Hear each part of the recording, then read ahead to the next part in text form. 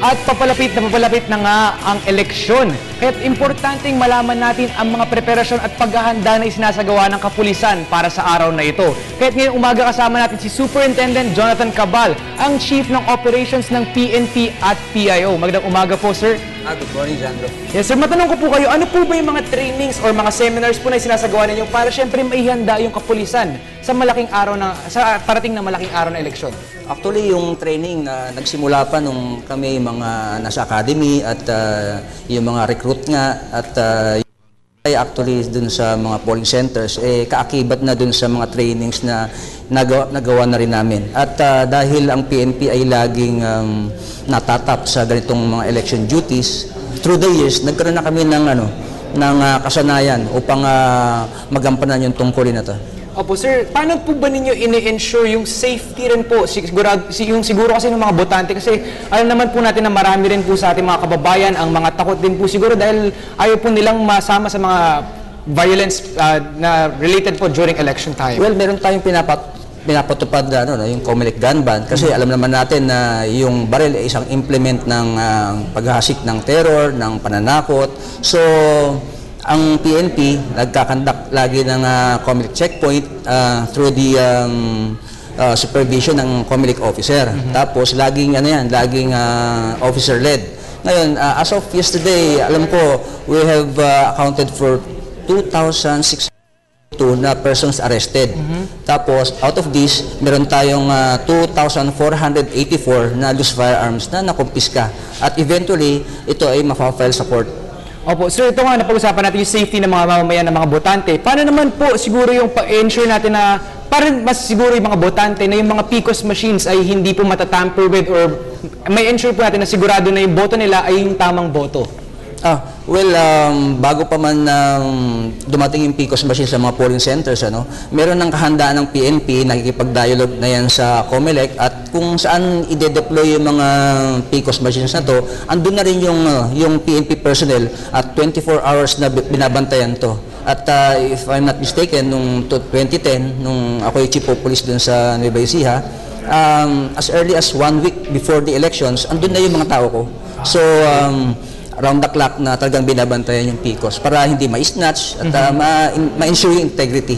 Opo. So alam naman po tuwing elections nga, marami talagang mga election-related violence and meron po talagang mga areas na kumbaga mga hot areas na talagang mas delikado kumpara sa iba. Ito po yung mga tinatawag yung mga priority areas po. Yeah, we have actually 15 priority provinces. Yes. Yun yung Abra, Pangasinan, Ilocos Sur, Cagayan, La Union, Pampanga, Nueva Ecija, Batangas, Cavite, Masbate, Samar, Misamis Occidental, Maguindanao, Lanao, at Basilan.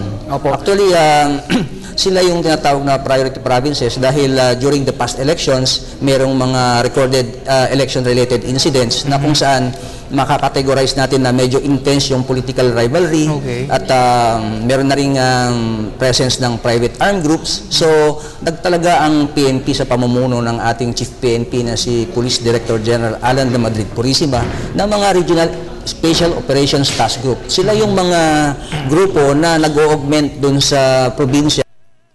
So, kunyari, dun sa Abra, meron tayong tinatawag na RSOTG Abra, kung saan yung mga elemento ng Regional Public Safety Battalion at Provincial Public Safety Company, sila yung mga strike force kasi ng region at ng probinsya, nag-augment sila.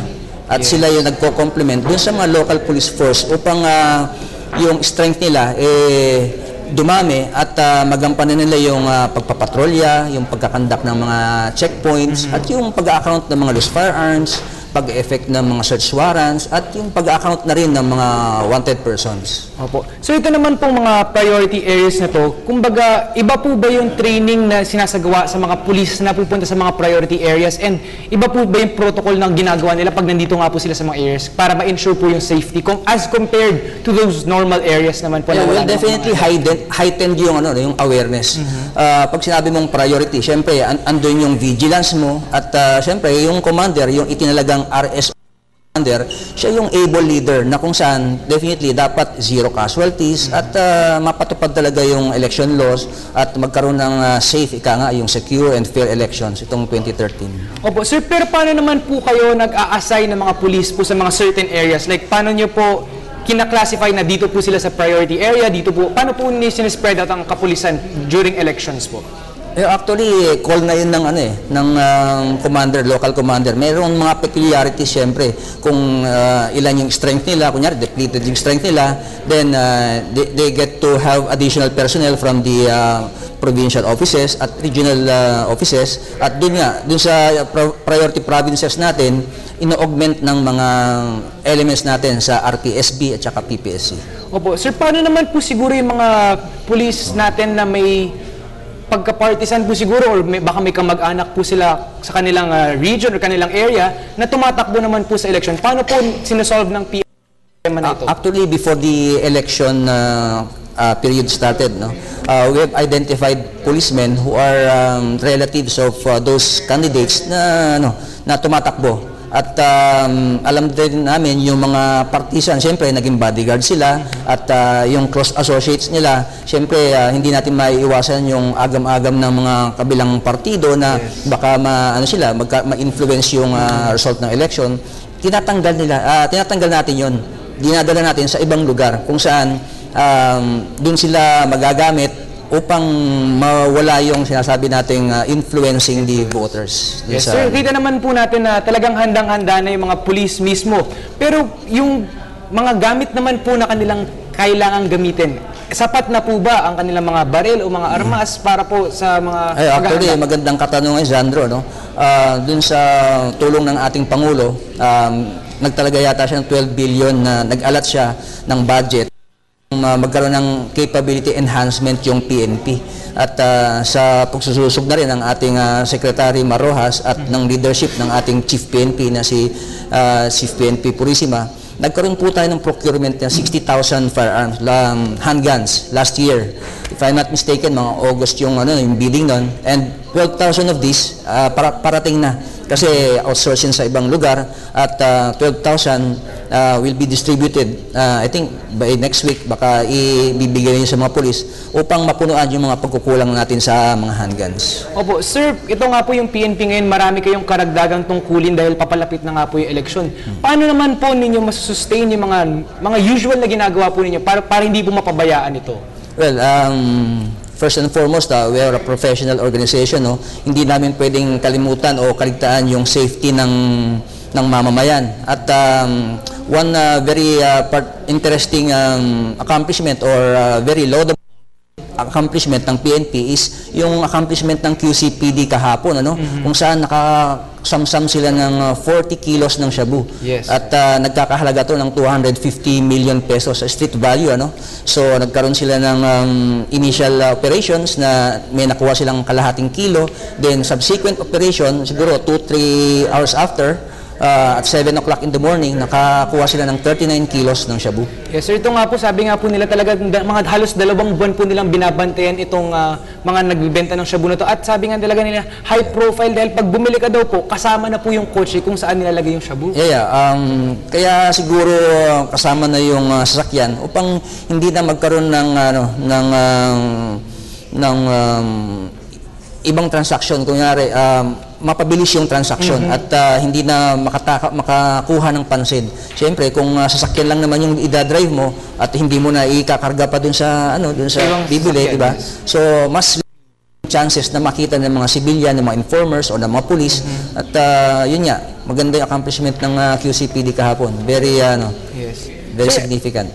Ano naman po ba yung update tungkol sa mga nahuling mga suspects na to? Meron po ba silang naituro na main na pinanggalingan po or yung mga ibang kliyente nila na kumukuha din or gumagawa? Actually, sa tactical side, we'll leave it at that.